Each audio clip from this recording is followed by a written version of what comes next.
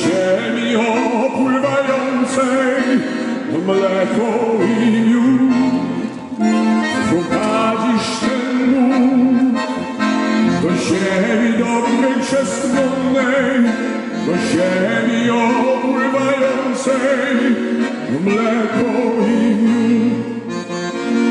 Bogiem Twoim jest Pan, który Cię wywiódł z ziemi egipskiej.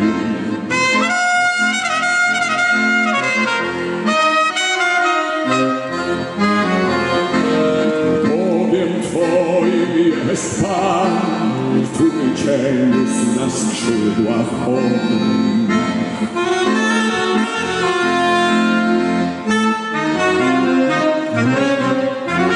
Prowadzisz ten lud do ziemi dobrej, przestronnej, do ziemi opływającej w mleko i miód. Prowadzisz ten lud do ziemi dobrej, przestronnej, do ziemi opływającej w mleko i miód.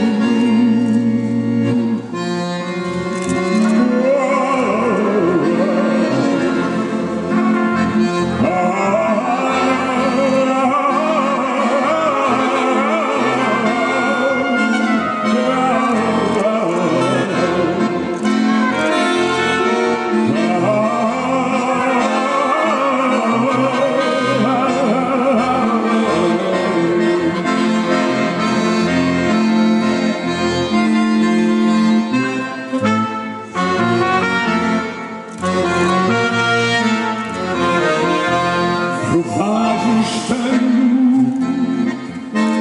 do ziemi dobrej, przestronnej, do ziemi opływającej w mleko i miód. Prowadzisz ten